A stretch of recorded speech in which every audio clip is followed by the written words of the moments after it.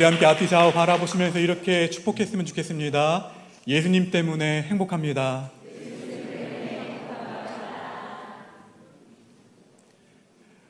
여러분, 대나무 가운데 모소 대나무 아시나요? 들어보셨죠? 중국에 이 모소라는 이름을 붙인 대나무가 있는데, 이 모소 대나무는 4년 동안 그 씨를 심으면 땅 속에서 뿌리만 쭉 자라고 4년 동안 지상에는 3cm 정도밖에 자라지 않는다고 합니다. 그런 대나무예요. 보기에는 잘 자라지 않는 대나무. 그런데 이 대나무가 5년째가 되면은 그 순간부터 매일매일 30cm 자라면서 6주가 되면 무려 15m 이상으로 폭발적으로 성장하는 대나무가 모소 대나무입니다. 4년 동안은 몇 cm 자란다고요? 3cm. 다 자라봤자. 그런데 5년째가 되는 그 순간부터 매일 30cm 자라면서 6주 동안 15m로 엄청나게 성장하는 대나무입니다.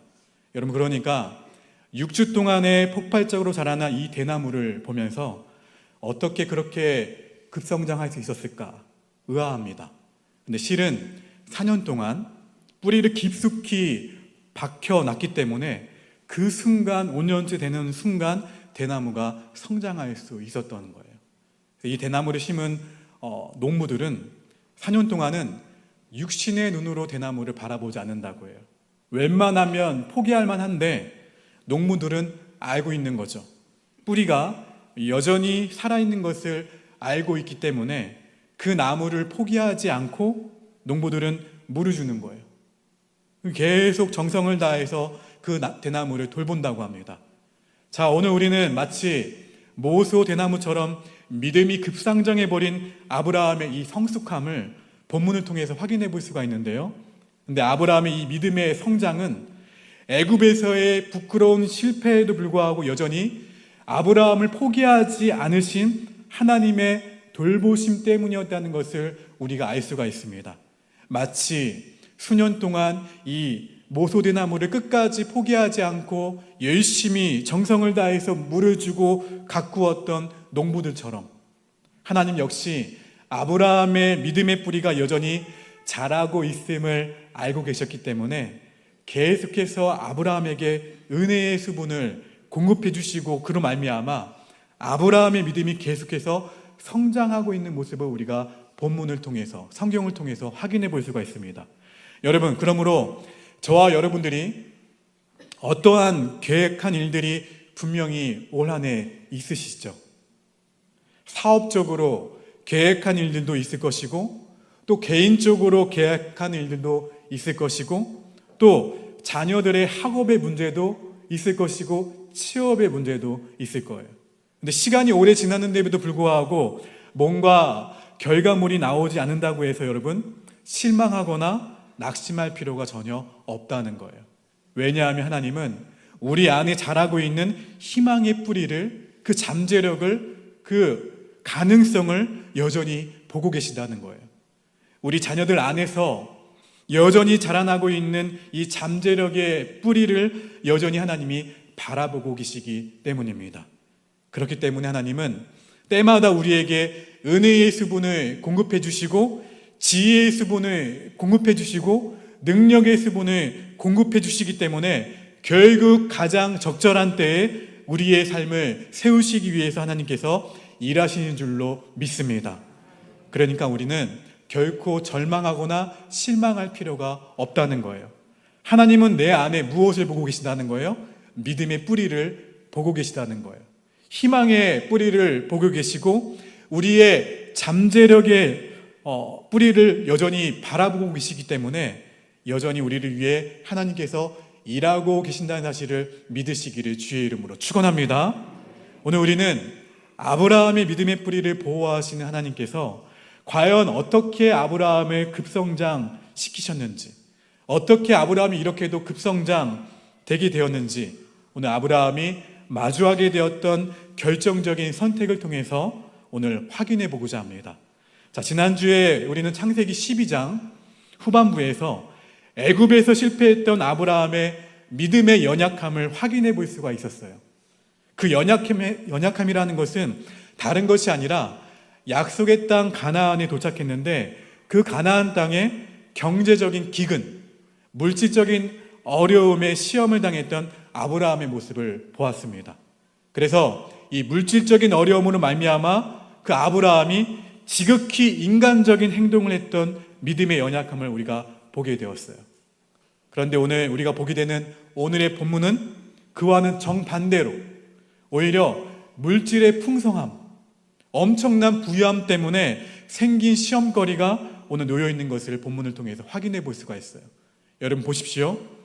빈곤함 때문에 시험에 들기도 하고 때로는 물질적인 풍요로움과 그 부유함 때문에 시험거리가 생기기도 합니다. 어떤 것이 더 어려운가요? 어떤 시험거리가 여러분 더 어렵습니까? 아직 번영을 경험하지 못하셔서 잘 모르시겠습니까? 유명한 역사가인 토마스 칼라일이 이와 관련해서 이런 말을 했어요.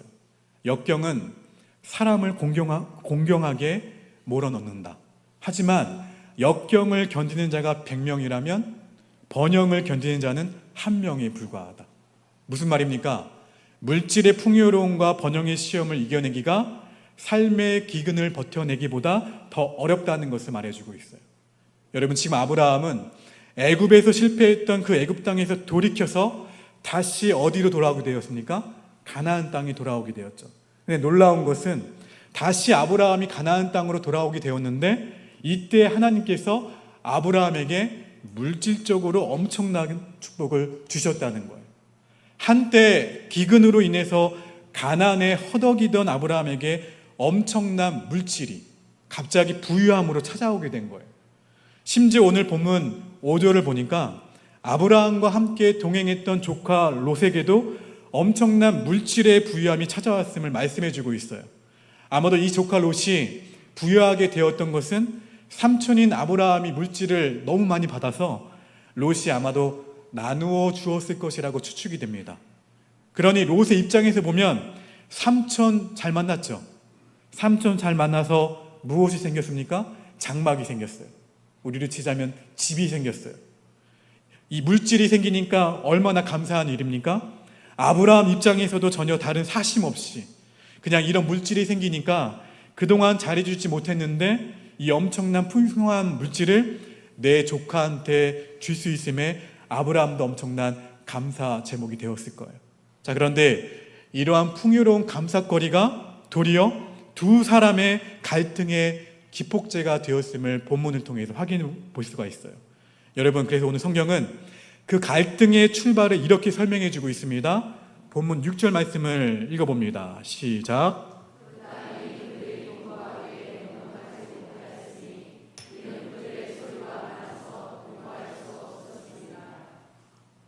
무엇이 많았다고요?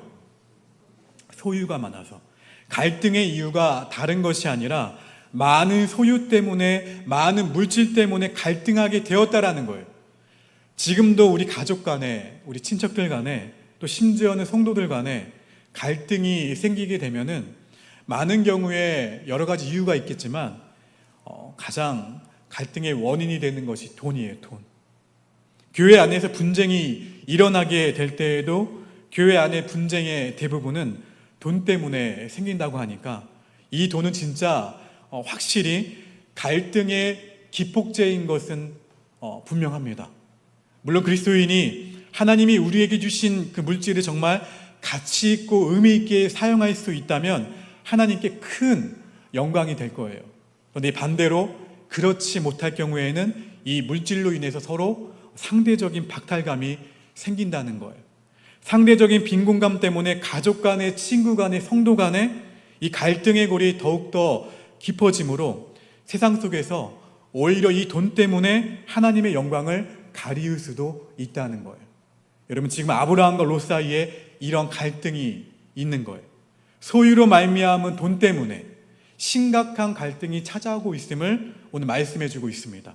아마도 지금 아브라함이 다시 돌아온 이 가나안 땅은 예전에 기근의 땅이었어요. 흉년이 들어서 기근의 땅이 되었는데 그 기근이 아직까지도 회복되지 못한 그런 땅이었어요. 그러다 보니까 아브라함이 애굽에서 엄청난 그 많은 가축들을 거느리고 가나안으로 돌아왔어요. 그런데 이 가축들을 먹이려면 물이 있어야 되겠죠. 그리고 좋은 목초지가 있어야 했는데 좋은 목초지와 좋은 물이 있는 땅이, 그 비옥한 땅이 가나안 땅에 그렇게 흔하지 않았다는 거예요. 아직까지도 가나안 땅이 기근이 많으니까 땅은 많았어요. 땅은 많은데 비옥한 땅이 적었다는 거예요. 근데 이게 무슨 일입니까? 지금 가축들을 먹일 풀하고 물을 줘야 하는데 이 땅 문제로 인해서 아브라함 가족 내부 안에 이미 싸움박질이 일어나고 있었던 거예요. 그래서 오늘 본문 7절 상반절 말씀을 읽어봅니다. 시작.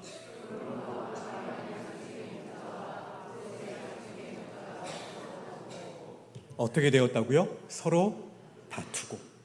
오늘 아브라함의 종들하고 롯의 종들이 서로 치고받고 싸우는 모습을 우리가 볼 수가 있어요. 여러분, 아마도 이들은 격해질 대로 격해져서 아마도 주먹 다짐까지 하는 상황까지 가지 않았을까 상상해 봅니다. 또 아브라함 역시 가만히 보니까 롯의 눈빛이 달라진 거예요. 돈이 많아지니까 조카 롯의 눈빛이 달라지는 거예요. 예전에는 삼촌을 존경하고 사랑의 눈빛을 보냈는데 이제는 아주 쌀쌀맞고 냉정한 눈빛으로 아브라함을 바라보는 것이죠. 아브라함은 이러한 롯의 모습을 보면서 큰일 나겠다, 이러다가 나하고 조카의 관계가 큰일 나겠다 생각하고 대책을 세우기 시작합니다. 그래서 오늘 아브라함이 조카 롯에게 한 가지 중요한 제안을 하게 되는데 그 제안이 본문 8절과 9절에 나옵니다. 읽어봅니다. 시작.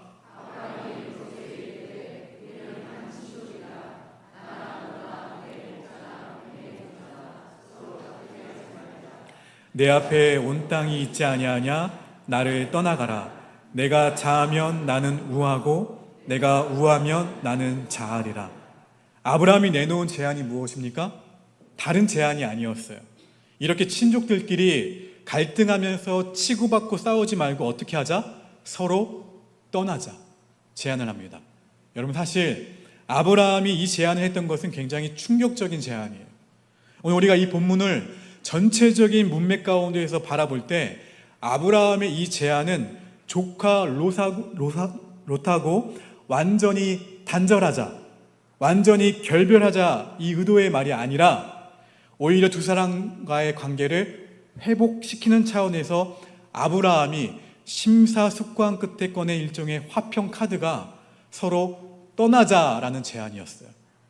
그도 그럴 것이 읽지는 않았지만 다음 장인 창세기 14장에 가면은 조카 롯이 전쟁의 포로가 됩니다. 어느 나라의 전쟁 포로로 끌려가게 되는데 이때 이 소식을 듣고 삼촌 아브라함이 자기 수하에 있는 318명의 특공대원을 파병해서 조카 롯을 구출해 오는 장면이 나오게 돼요. 그런데 이러한 모습을 미루어 짐작해 볼 때 아브라함이 롯에게 지금 우리 서로 떠나자 제안했던 이 내용은 롯과의 관계를 완전히 단절하거나 결별하는 그런 의도가 아니라 지금 일어나고 있는 이 갈등, 이 분쟁을 막기 위한 일종의 어떠한 생산적 대안이었음을 오늘 성경을 통해서 확인해 볼 수 있다는 거예요. 자, 여러분들은 오늘 이 아브라함의 제안, 서로 떠나자, 이 제안을 어떻게 생각하시나요? 옳은 것입니까? 그른 것입니까? 여러분, 이것은 옳고 그름의 문제가 아니에요. 가족의 가장 중요한 것, 친족의 가장 중요한 것은 따라합시다. 화목, 화평이다. 할렐루야. 그래서 이 화평을 유지하기 위해서 아브라함은 잠깐의 헤어짐이 필요하다라는 것으로 판단했던 것 같습니다. 무엇을 위해서요? 화평을 유지하기 위해서. 여러분 보십시오. 우리가 신약성경 사도행전을 보면은 그 화평을 유지하기 위해서 잠시 갈라섰던 관계가 있다는 것을 알 수가 있어요. 누굽니까? 하나님 나라의 확장을 위해서 영광 가운데 쓰임받았던 사도 바울과 바나바예요. 이 두 사람도 갈라섰던 모습을 우리가 볼 수가 있는데 1차 전도 여행을 하고 돌아와서 마가 요한의 문제 때문에 성경에 보니까 이 두 사람이 심히 다투어 갈등하여 갈라섰다.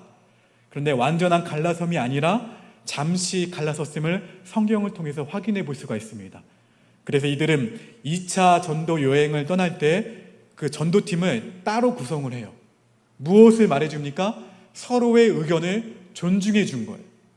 서로의 의견을 존중해 주되 서로의 생산적인 복음 사역을 위해서 무엇보다도 두 사람의 관계의 화평, 이 화목을 유지하기 위해서 잠시 갈라서서 사역을 하는 것도 괜찮다. 일종의 역설적인 대안을 제시했던 거예요.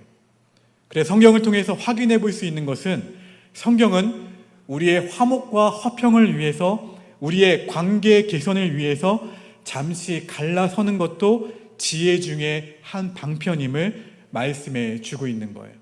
여러분, 오늘 롯에게 던진 이 아브라함의 제안을 통해서 믿음이 성큼자란 이 아브라함의 성숙함을 보게 되는데요. 어떠한 점에서 그렇습니까? 다른 것이 아니라 가족이 서로 헤어진다는 것은 가슴 아픈 일이죠. 가슴 아픈 일이지만 화목을 위해서 잠시 갈라짐을 선택했기 때문에 아브라함이 조카 롯에게 먼저 땅을 고를 수 있는 우선 선택권을 제시했다는 점에서 아브라함의 믿음이 굉장히 성숙했음을 확인해 볼 수가 있습니다. 만약에 애굽에 있었던 아브라함의 모습이었다면 먼저 제시했다? 아니에요. 상상할 수 없어요. 내가 먼저 더 좋은 땅을 선택해야죠. 내가 원하는 땅을 선택해야죠. 어떻게 좋은 땅을 선택하라고 조카 롯한테 먼저 선택권을 줍니까? 애굽에 있었던 아브라함의 판단에서는 결코 있을 수 없는 일인데 어느 순간인가 믿음이 껑충 성숙해버린 이 아브라함의 모습 가운데에는 오늘 먼저 선택권을 제시하고 있는 아브라함의 성숙된 믿음의 모습을 확인해 볼 수가 있다는 거예요. 보십시오. 솔직히 아브라함은 롯에게 기득권을 좀 제시할 수 있는 그런 위치 가운데 있었잖아요. 무엇보다도 물질을 누가 주었습니까? 아브라함이 롯에게 물질을 제공해 주었잖아요. 연장자 입장에서 또 물질을 공급한 공급자 입장에서 본인이 먼저 좋은 땅을 선점하고 오히려 조카 롯한테 이렇게 말을 해도 괜찮았을 것 같아요. 사랑하는 롯아, 이제 나하고 너는 이 가나안 땅에서 도저히 같이 있지 못할 것 같다. 너도 잘 알듯이 이 가나안 땅은 하나님이 나한테 주겠다고 약속한 땅이니까 내가 떠나는 것은 말이 안 되니까 내가 좀 떠나라. 내가 내 종들하고 내 재산들을 다 정리해서 내가 좋은 땅에 가도록 하든지 네가 알아서 좀 어떻게 좀 해봐라. 이렇게 이야기해도 전혀 문제가 되지 않았다는 거예요.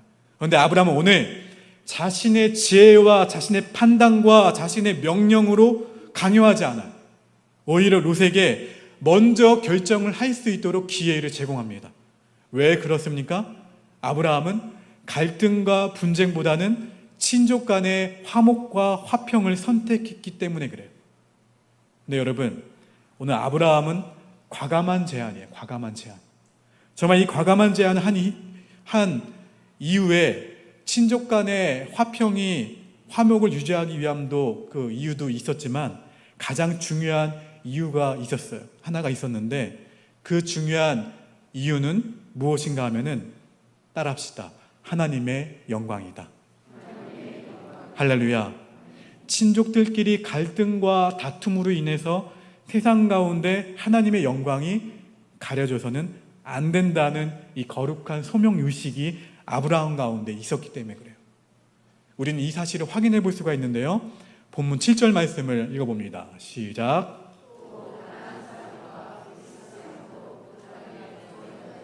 무슨 말입니까? 지금 아브라함하고 롯이 어떻게 해요? 갈등하고 있는데 이 갈등하는 이 땅에 누가 살고 있습니까?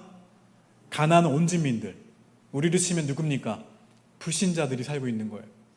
불신자들이 함께 살고 있어요. 그러니까 지금 아브라함의 관심사는 지금 어디에 있습니까? 내가 좋은 땅을 선택하는가? 어느 땅을 선택하는가? 여기에 관심이 있는 것이 아니라 지금 치고받고 서로 싸우고 있는 우리 가족들을 바라보고 있는 불신자들 가운데 초점이 있다는 거예요. 지금 하나님의 백성이라는 우리 가족 가운데 치고받고 돈 때문에 싸우고 있는 이 모습을 지켜보고 있는 불신자들의 모습을 보니까 이거 하나님의 영광이 가려지겠는데, 이 관심사가 아브라함 가운데 있었다는 거예요. 여러분, 되게 세상 사람들이 저와 여러분들, 그러니까 우리 예수님을 믿는 사람들 보고 언제 감동할까요? 우리를 보고. 우리가 예배 잘 드리면 감동할까요? 기도를 많이 하면 감동할까요? 세상 사람들, 불신자들은 우리가 기도 많이 한다고 해서 감동하지 않습니다. 그들은 우리가 그리스도인들이 정말 예수님의 제자답게 용서할 수 없을 것 같은 삶을 용서하고 사랑할 수 없을 것 같은 사람들을 사랑하면서 그 사람들과 화평을 누리면서 그렇게 사랑하게 될 때, 다시 말해서 이해 충돌이 있는 이 세상적인 기준에서는 결코 할 수 없는 일들을 교회가 하게 될 때, 그 일을 예수님을 믿는 바로 우리들이 하게 될 때 세상은 감동하게 된다는 거예요. 여러분, 아브라함은 애굽에서 실수했잖아요. 어떤 실수를 했습니까? 자기 아내를 누이 동생이라고 거짓말을 통해서 애굽의 바로 왕한테, 불신자한테 책망을 듣는 것으로 말미암아 하나님의 영광을 가리었던 흑역사가 있어요.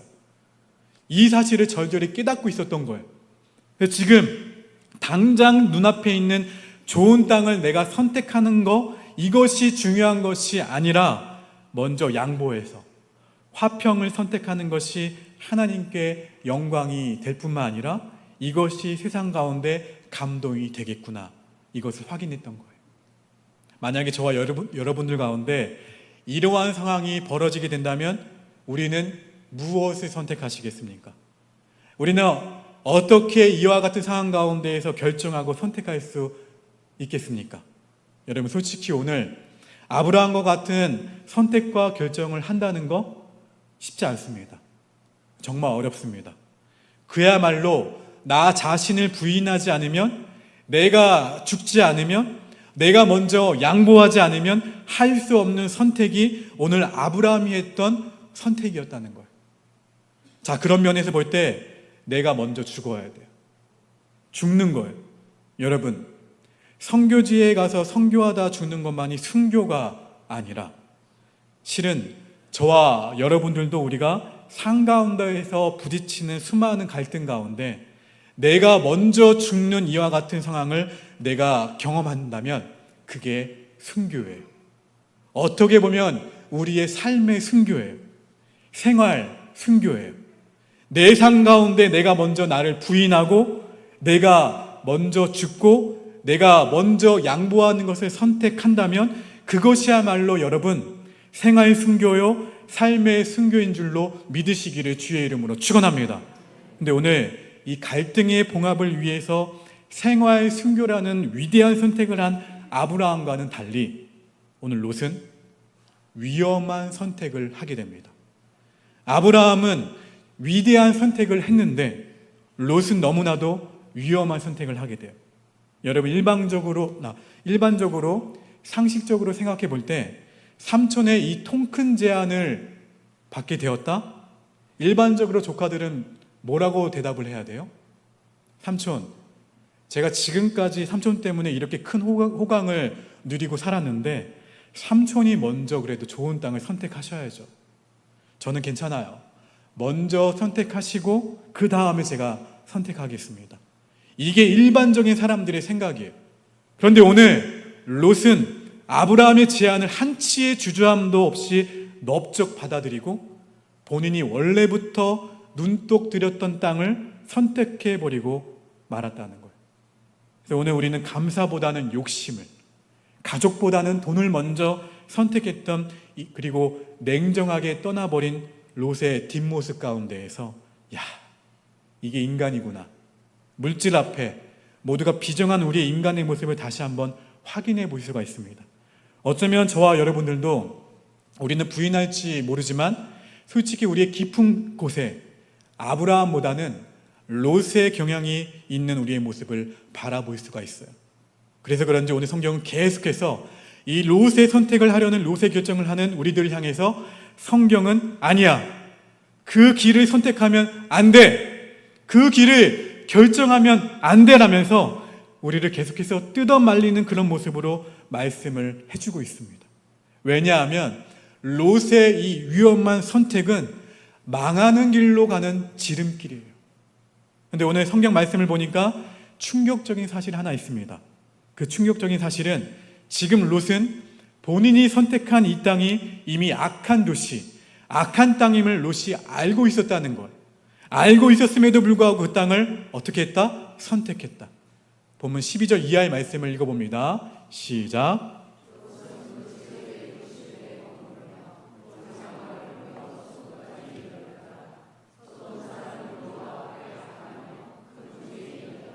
롯은 그 지역의 도시들에 머무르며 그 장막을 옮겨 어디까지요? 소돔까지 이르렀어요. 소돔 지역 주변에 머물다가 소돔으로 이르렀는데 그 소돔은 어떤 곳이에요? 어떤 사람들이 삽니까? 소돔 사람은 여호와 앞에 악하며 큰 죄인이었더라. 여러분, 한 도시가 악해지려면 어느 한순간에 악해지는 것이 아니에요. 세월이 가면서 서서히 악해지는 거예요. 그러니 그 도시에 살고 있었던 롯은 이미 이 소돔이란 도시가 악하다는 사실을 알고 있었음에도 불구하고 어떻게 해요? 그 악한 도시를 선택해요. 왜 이러한 결정을 내렸나요? 성경은 그 단서 하나를 우리에게 제시합니다. 본문 10절입니다. 읽어봅니다. 시작. 누구에 대해서 말한 거예요? 롯에 대해서 말했죠. 롯이 눈을 들어 요단 지역을 바라본죠. 이러면서 이 단서를 하나 주게 되고 본문 14절에서는 아브라함에 대해서는 이렇게 말합니다. 읽어봅니다. 시작.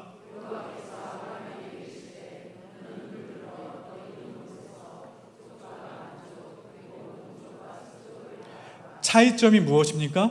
롯은 자신의 육신의 눈을 들어서 바라보았어요. 아브라함은요, 하나님께서 눈을 들라고 했을 때 눈을 들었어요. 그때 눈을 들어서 바라보았다는 거예요.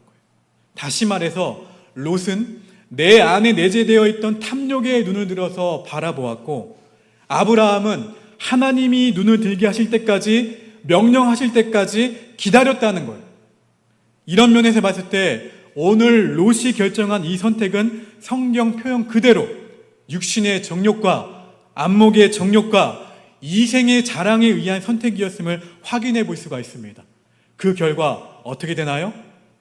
롯이 오늘 감행해버린 하나님 없는 선택, 하나님을 배제한 이 선택이 그의 온 집안을 타락한 소돔 문화에 노출시키고 말게 됩니다. 여러분, 우리는 잘 알고 있죠? 성경을 통해서요, 롯의 마지막을요 어떻게 됩니까? 롯하고 롯의 가정이 어떻게 됩니까? 일단 롯의 아내는 어떻게 되나요? 소금 기둥이 되어버립니다. 그리고 이 소돔성이 멸망할 때 간신히 나머지 가족들이 빠져나오게 돼요. 동굴로 피신했는데 롯이 술 취해갖고 자기 딸들하고 근친상간을 하게 됩니다. 그렇게 해서 낳은 아이들이 누가 됩니까? 이스라엘의 영원한 대적인 모압 족속과 암몬 족속의 시조가 되는 것이 바로 이와 같은 일들을 통해서 나타나게 되는 거예요. 보십시오, 여러분. 아브라함과 롯 두 사람 모두 다 물질의 풍요로운 부자가 되었어요. 그런데 그들의 선택의 기준이 무엇이었는가에 따라서 어떻게 해요? 하나님 나라의 기준으로 선택했는가? 아니면 세상의 가치관으로, 아니면 나의 정욕대로 선택했는가에 따라서 한 사람은 믿음의 조상이 되고 한 사람은 저주의 조상이 되어버리고 말았던 거예요. 사랑하는 여러분, 그렇다면 지금 저와 여러분의 삶의 기준은 무엇입니까? 정말 변치 않은 하나님의 말씀이 나의 삶의 기준입니까? 아니면 계속해서 변화하는 세상의 가치관이 우리의 삶의 기준입니까? 여러분, 잊지 마십시오. 하나님께서 예수님을 믿는 저와 여러분에게 요구하시는 신앙의 수준은 어디까지입니까? 하나님이 계십니다. 하나님의 존재를 인정하는 수준에서 신앙생활하는 것이 하나님이 우리에게 요구하신 신앙의 수준이 아니라, 정말 하나님이 우리에게 요구하신 신앙의 수준은 오늘 우리에게 주신 이 하나님의 말씀을 확고히 확고부동한 내 삶의 기준으로 삼고 그 말씀을 순종하는 단계까지 나아가는 것, 이것이 바로 주님이 우리에게 요구하시는 신앙의 수준으로 믿으시기를 주의 이름으로 축원합니다. 그렇게 될 때만이 내 자아가 죽을 수가 있어요. 나 자신을 부인하고 내가 먼저 양보하고 소위 생활 순교의 위대한 선택까지도 가능할 수 있게 되는 거예요. 물론 현실적인 시각으로 볼 때 내가 먼저 죽고 내가 자신을 부인하고 내가 먼저 양보하는 이 생활 순교를 선택한다는 거 어렵나요? 쉽나요? 저만 어렵습니까? 손해보는 것 같잖아요. 너무 어려운 문제예요. 근데 여러분, 저는 믿습니다. 성경 말씀을 믿어요. 성경은 이렇게 말씀합니다. 마태복음 5장 9절입니다. 화평하게 하는 자는 무엇이 있다고요? 할렐루야! 화평하게 하는 자는 뭐가 있다고요? 복이 있대요. 시편 37편 37절에서는요. 모든 화평한 자의 미래는 무엇이다? 평안이로다. 여러분 보십시오. 모든 화평한 자의 미래는 복이라는 거예요. 실제로 오늘 이 생활 순교를 통해서 화평을 선택한 아브라함에게 하나님의 더 큰 축복이 임하게 됨을 오늘 성경은 우리에게 분명히 보여주고 있어요. 롯이 드디어 떠났죠. 롯이 떠난 후에 하나님께서 다시 아브라함에게 나타나셔서 뭐라고 말씀하십니까? 같이 한번 읽어보겠습니다. 14절과 15절입니다. 시작.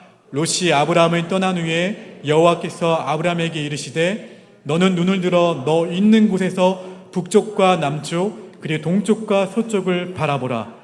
보이는 땅을 내가 너와 내 자손에게 주리니 영원히 이르리라. 할렐루야. 무슨 말입니까? 아브라함아, 너 혹시 롯한테 좋은 땅 뺏겨갖고 마음에 섭섭한 거 있니? 전혀 섭섭할 필요가 없어. 내가 너한테 약속했잖아. 이 땅을 너에게 주겠다고. 내가 너한테 분명히 약속했잖아. 너를 통해서 모든 민족의 복의 근원이 될 것이라고. 내가 복의 근원이 될 거야. 내가 너한테 약속했잖아. 그러니 지금 이 순간부터 세상 사람들이 결코 경험하지 못하는 복을 진짜 너에게 줄 거야. 그 복은 영원하단다. 영원한 복을 너에게 줄 거라고. 오늘 다시 한번 하나님께서 아브라함에게 말씀해 주시고 있는 거예요.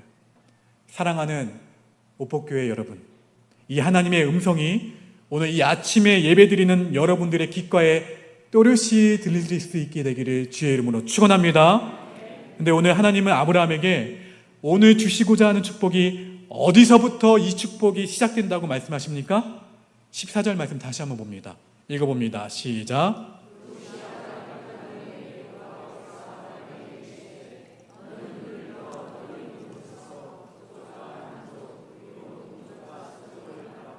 (14절) 말씀을 보니까 너는 눈을 들어.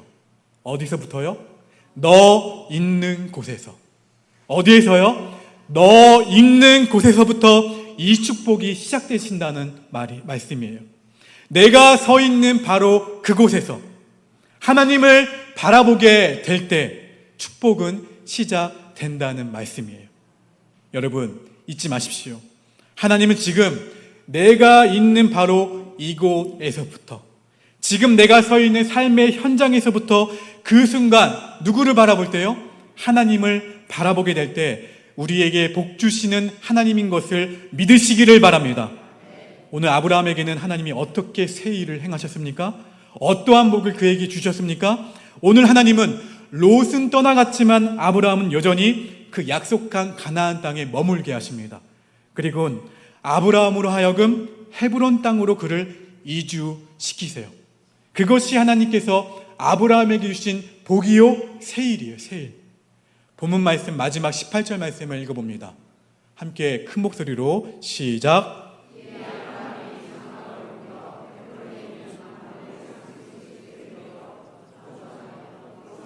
여호와를 위하여 제단을 쌓았더라. 아멘.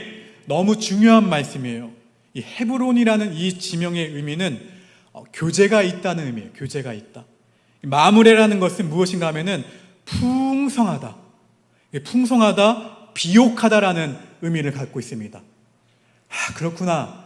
하나님은 내가 어떻게 하면요? 따라합시다. 나는 죽고 예수는 살고. 이거예요. 나는 죽고 나를 부인하고 내가 양보하는 그 생활 순교하는 위대한 선택을 한 아브라함을 진짜 풍성하고 비옥한 하나님의 땅으로 인도해 주셨던 거예요. 그리고 바로 그곳에서 하나님과의 풍성한 교제가 있게 하셨던 것입니다. 여러분, 결과적으로 볼 때 롯은 소돔을 선택함으로 세상 타락과 부패, 중독되는 삶으로 치달았던 것이고, 반면에 아브라함은 가나안 땅의 헤브론 마므레를 선택함으로 하나님의 풍성함을 소유하는 삶으로 변화되었음을 우리가 알 수 있습니다. 잊지 마십시오. 하나님은 믿음의 눈을 들고 사는 성도들을 실망시키지 않으십니다. 당장 내 눈앞에 대나무를 심어도 전혀 대나무가 나오지 않는 것처럼 보이는 그 실망스러운 순간이 있는다 할지라도 하나님은 끝끝내 그 대나무를 폭발적으로 성장시키듯이 아브라함의 믿음을 폭발적으로 성장시키듯이 우리의 믿음과 우리의 삶도 그렇게 주님께서 준비해 가시는 줄로 믿습니다. 잠시 잠깐 억울해 보이는 순간도 여러분에게 있을 거예요. 또 손해보는 순간도 있을 거예요. 왜요? 내가 먼저 죽어야 하니까. 내가 먼저 양보해야 하니까. 분명히 손해보는 것 같습니다. 그런데 하나님은 끝내 우리를 승리케 하실 줄로 믿으시기를 바랍니다. 말씀을 마무리합니다. 여러분, 요즘 여러분들은 정말 무엇을 바라보십니까? 눈을 들어 도대체 무엇을 바라보십니까? 여러분 정말 믿음으로 하나님을 바라보고 계십니까? 아니면 이 땅에 보이는 것에 우리가 여전히 사로잡혀서 다들 롯의 결정, 이 선택을 할까 말까 계속 망설이고 있지는 않습니까?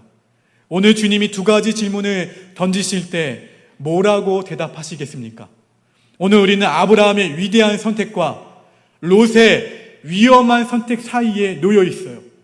지금 우리는 생명과 사망, 축복과 저주의 선택이 있습니다.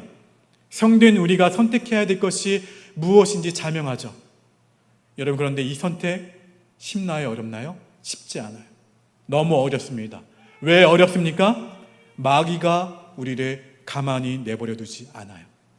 마귀는 어떻게 해서든지 우리를 소돔과 고모라로 이끌어가려고 우리를 유혹하기 때문에 우리가 생명을 선택한다는 것, 축복을 선택한다는 것, 그리고 아브라함의 위대한 선택을 한다는 것이 쉽지만은 않아요. 근데 오늘 성경이 분명 우리에게 말씀해 주는 것은 우리가 언제까지요? 끝까지 하나님을 신뢰하며 하나님을 향해서 그 믿음의 시선을 고정한다면, 그래서 하나님께서 나를 부르신 삶의 현장에서 나는 죽고 예수로 살아간다면 우리는 삶의 기근이 찾아오더라도 결코 실망하지 않고 결코 절망하지 않고 반대로 내 삶 가운데 번영이 찾아온다 할지라도 결코 교만하지 않을 것이며 오히려 하나님의 복을 누리며 하나님의 복을 전하며 그 하나님의 복을 세상 가운데 나눌 수 있는 진정한 복의 근원으로 살아가게 될 줄로 믿습니다. 오늘 주님은 다시 우리에게 말씀하십니다. 우리가 선택해야 될 것은, 따라합시다. 내가 선택해야 될 것은 내가 먼저 죽는 것이다. 내가 먼저 양보하는 것이다. 할렐루야. 나를 부인하는 이 생활 순교를 통해서 우리에게는 위대한 선택을 할 수 있음을 오늘 다시 한번 말씀해 주고 있는 거예요. 사랑하는 여러분, 이번 한 주간도 우리가 서 있는 그 삶의 현장에서 저와 여러분들을 위하여 새 일을 행하실 그 하나님만을 의지하고 그 하나님께 우리의 시선을 고정할 때 그야말로 이번 한 주가 그리고 2024년 올 한 해가 이 마무리의 축복을 충만히 누리며 받을 수 있는 거룩한 소명자여 복의 근원이 되실 수 있는 저와 여러분 모두가 되시기를 주의 이름으로 축원합니다. 오늘 말씀을 기억하시면서 세 가지 합심기도 제목을 함께 나누겠습니다. 같이 읽어봅니다. 첫 번째 합심기도 제목 선포합니다. 시작. 매일매일 은혜의 수분을 공급해 주시는 하나님을 신뢰할 때 단기간에 결과물이 보이지 않는다고 실망하지 않게. 아멘. 두 번째, 예수님을 닮은 제자답게 거룩한 소명의식으로 무장될 때 갈등과 다툼으로 인해 하나님의 영광을 가리지 않게 하옵소서. 아멘. 세 번째, 내가 죽고 먼저 양보하는 생아의 순교의 위대한 선택을 할 때 부르신 곳에서 표가 나는 마물의 축복의 주인공이 되게 하여 주시옵소서. 아멘. 우리 함께 일어나셔서 이 마음 담아서 함께 결단 찬양 하겠습니다.